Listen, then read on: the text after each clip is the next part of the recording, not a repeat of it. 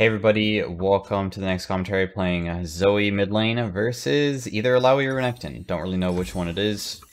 Corrupting Potion as usual, that's the only the build you always go. I could have taken Area, I suppose, but I've been winning a lot of games by running this. The Electrocute, Taste of Blood, Eyeball Collection Ravenous, taking Time Warp Tonic to bait people, taking Biscuit to make it so you don't run out of mana.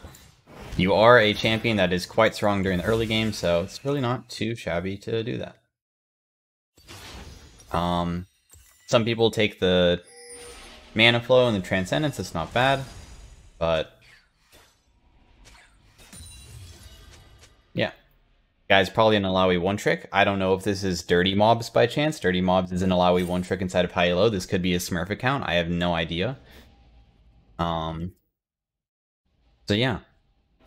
We have a 71% win ratio on ZOE with 14 games played. So basically I'm like 10-4 or something like that. The main thing for me is not getting hit by her Qs. As long as I don't get hit by her Qs, all trades should be somewhat easy to do.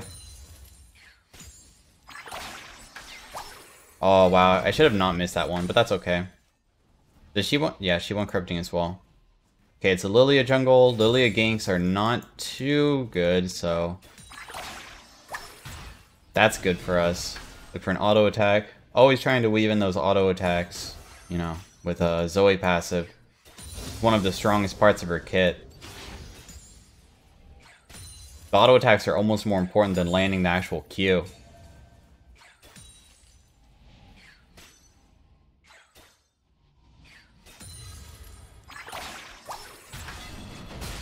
We're just gonna tank that, so I proc Electrocute there.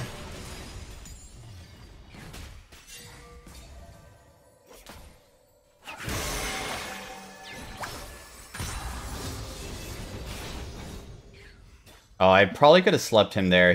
There was an angle, but I was too slow. That's okay though.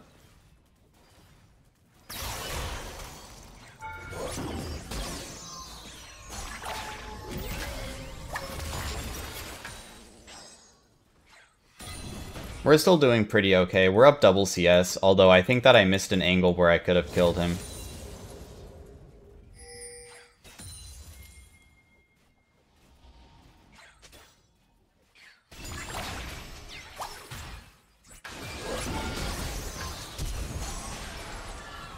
Should I have flash ignited autoed? Yeah, I should have. I'm trolling actually.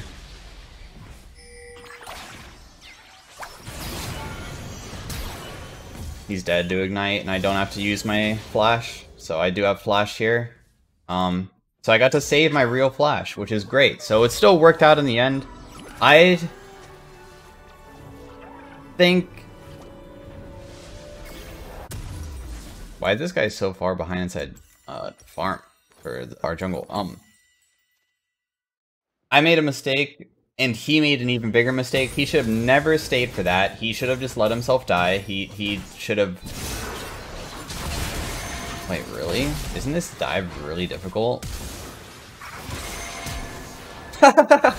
What the heck was that? Okay. Imagine trying to dive a Tryndamere. That must be one of the, like, not very easy to dive unless he was already chunked, but he was not chunked, so...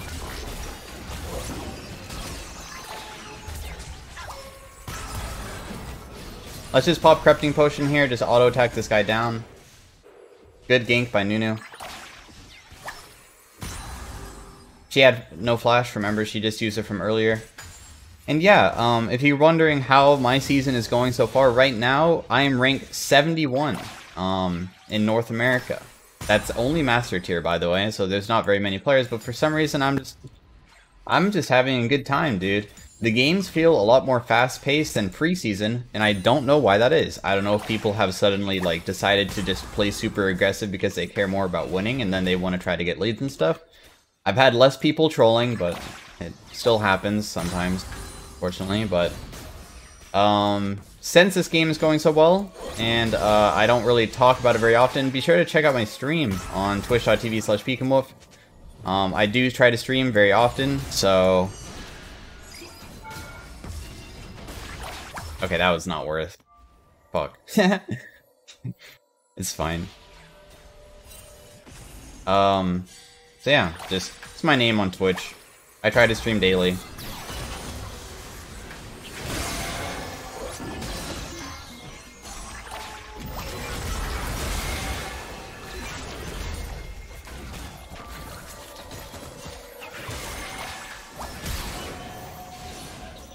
Oh really? We can't kill? Oh, oh yeah. She might be dead here actually to that brand. No, she has a potion actually. Maybe not. Dang, I'm so close. I was trying to bait her really hard there. It's okay. Let's just shove this out then. What is this guy doing?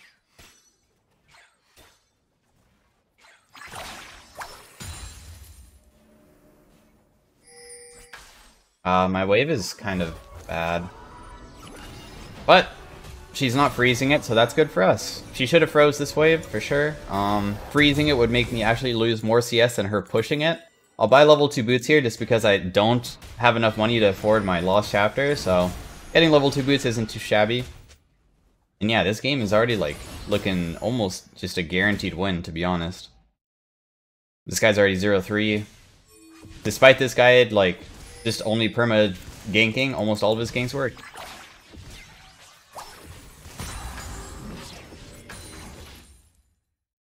And with this win, I'm going to be 11-4 on ZOE or something. My win rate on this champion has been crazy for some reason.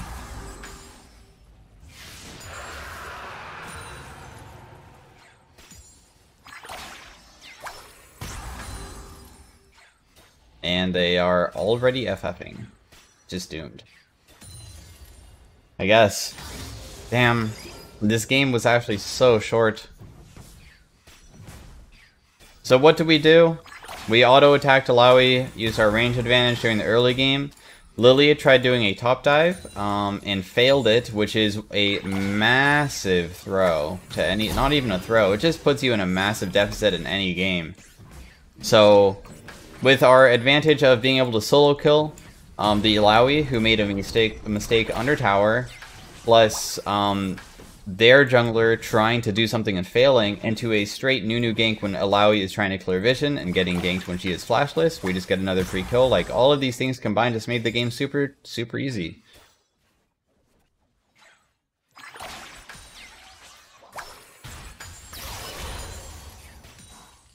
So, they're AFK, so this game's over.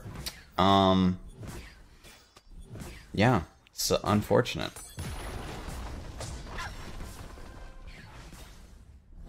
So I'm gonna end this video. Not sure if I'm gonna upload it or not, but definitely showed how games can snowball out of control just through tiny mistakes. You know, if Lily got that top dive and survived, maybe it would have ended up really good. So just shows how one tiny mistake on thinking you can do something and you actually can't can really snowball a game out of control when the other lanes are losing already. So hope you guys enjoyed the commentary.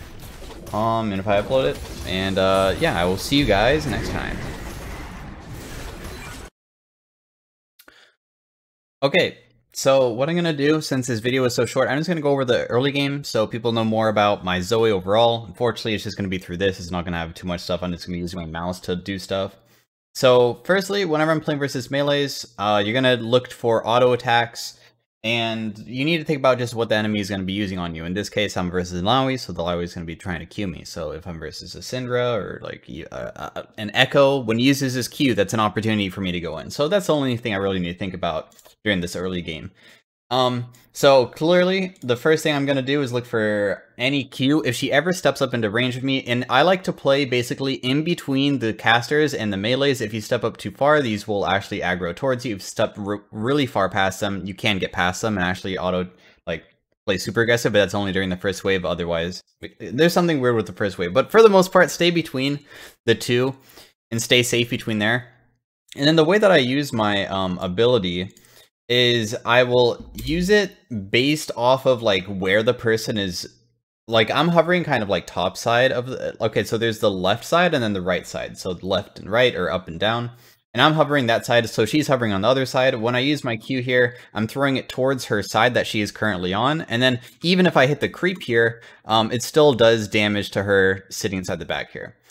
And then she steps up. So we're going to look for the auto attack immediately. Why am I not using the auto attack on a creep? There's no reason to yet. There's no creep that's super low. Remember that you can save your auto attack and use it on somebody if there's nothing low. You don't need to just perma shove the wave with your empowered auto attack here. So we got a free auto attack off on her.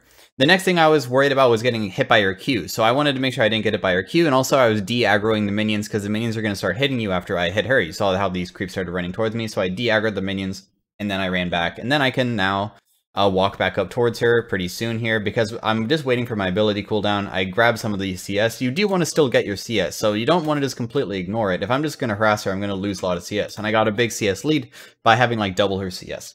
So once again, she steps up. She's going for this creep here. That's the main thing that I was looking at, basically. And that's the easiest way to ever know when people are going to be able to get harassed by you. They're always going to be going for creeps that get low. That's just how people go for creeps. That's what you're supposed to be doing during the laning phase, going for creeps. So as she goes for the creep, I walk up, Q, auto attack, Q. I wish that landed. Sucks that it didn't, but I was trying to go for the electrocute proc because you can Q auto attack, and you do 2 passive procs plus the electrocute proc plus the Q lands. That's what I was aiming for, but unfortunately it didn't work, and then she uses her Q on the minion. I de-aggro once again because the minions are hitting me, the caster minions there, so I walked back a little bit, and now I'm just waiting for her to step up towards this caster minion because she just used her Q. Once again, another one of those Qs that just goes on the side here. Every single time I'm playing towards a certain side, I throw the Q towards their side before throwing it or using it this way. And it's very hard to dodge that if you keep doing that over and over. She used her Q there, which puts her into an animation. So I just looked for another auto attack there and got her. I'm going to reach level 2 here, and I think I step up really hard because of that. Whenever I reach level 2, I normally step up in front of the wave because I have an advantage. We'll see. I still want to get these creeps, though. So I'm making sure that I'm getting all of the creeps. I'm kind of like playing pretty aggressive. You can see that I'm kind of zoning her from the wave. If she walked up to try to hit this wave with the Q, I'd be able to get her here. I'm going to hit some of these tentacles here. She's trying to freeze this for some reason. Not really sure why, so I just get a free poke on her. Just going to auto attack her once again for the electrocute proc there, because we landed the Q and then the empowered auto attack, and then we just needed one more auto attack to do the electrocute proc. And electrocute proc actually deals a decent chunk of damage. It's 30 damage or something. Decided to kill this tentacle because it's there. And then Lily comes mid. I'm just going to start running towards my jungle.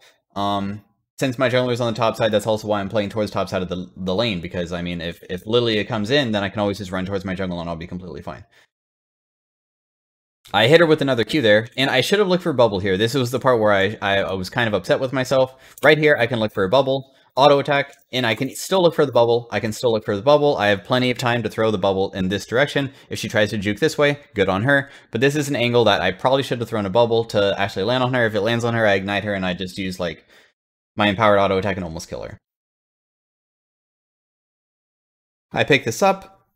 I'm worried that she's going to go for this cannon. I'm trying to zone her away from the cannon. Remember what I said about the CS being low, and that's when I'm going to look for a poke on people? Well, now that she's super low and I'm super healthy, we're going to be able to play very, very aggressively and not really be afraid of even being ganked here. So I'm trying to zone her away from this and also kill her at the same time. If that landed, maybe I could have gotten her. I landed bubble here. I was thinking about it, but probably she wasn't gonna die to that, so I'm just like, forget it. But I am making her lose a lot of creeps. We can see she has 8 CS to my 16 CS, which is super, super good, right? She reached level 3. I'm just CSing. I need to crash this under tower eventually, and this will crash under tower, but I'm still looking for any poke that I can get. Once again, throwing it towards her side, you know? Now we change sides, if you didn't notice. Can I press this? Okay, cool. I can just use arrow keys. So now I'm playing towards the bot side, because Nunu is bot side, and also she is playing towards the top side, kind of. In which direction is she probably going to run? If she runs towards my side, that actually doesn't help her. So it's good to throw it to the opposite side. So I throw it to her side before I use it like that. And then I auto attack her and bubble her. And then right here, I should have actually flashed and ignited and auto attacked and then used her flash to escape. Because whenever somebody uses their flash, it goes on the ground. So actually right here, I could have flash auto attacked, ignited, and just ran away, and there was no way that she would have been able to kill me. I just popped my biscuit. I'm able to double flash away. Or not double flash, but I can use her flash to get out of the tower aggro. So this here should have been a kill. But the thing is that she makes a huge mistake in even staying for this wave. She should have just backed off here. So what happens now is that because the wave is now under tower and they're tanking, now I can put myself into a scenario where she is flashless and she is stuck under tower, and I'm going to throw the Q in a direction that is basically parallel to this, because she's going to put herself into a position where she doesn't want to get hit by me. So when I throw my Q here, it's actually undodgeable because she's putting herself next to a wall. She can't juke both directions. If she put herself inside these minions, it might have been a more difficult dive, but because of the way that she went, then this Q is so optimal here. So I just look for her, get the auto attack off, ignite her, and then I can just flash away because I know the ignite should finish her off. The ignite still had like 2 more ticks, so it still would have done like 20 or so damage. And that's basically, I would say, most of the early game. I don't think anything else too important happens. The top, you know, dies or whatever. And then this guy goes for this ward here when she probably shouldn't after she pushes the wave and she gets caught out and she just dies again. So, I mean, after that point, it's pretty doomed for her. I don't think anything else is really too special. Like, the only other thing that could have been done here is, like, right here. The reason why the bubble is so easily landed is because she puts herself into an animation cancel, or an animation lock, I mean. She's stuck in animation because allow EQ is just so long, so then I just get a free hit on her. And I look for the auto attack before the bubble goes off so I can actually get multiple damage sources off. So, you know, whenever you do land your bubble, if you have time, look for an auto attack. Like, I just did an extra 74 damage there, right there. 74 extra damage, and then I can use my Q, and then Q back and for auto attack again. So that extra 74 damage means that she's at 320 HP rather than 400. So it can add up. So make sure that you're doing that if you can, because you want to play most optimally as you can. Anyways, I hope you guys enjoyed this. I'm not going to go any more over it because this game's basically doomed after this point, but that's what I was trying to do to abuse the early game, how I use my Qs, where I'm positioning myself, what I'm looking to do.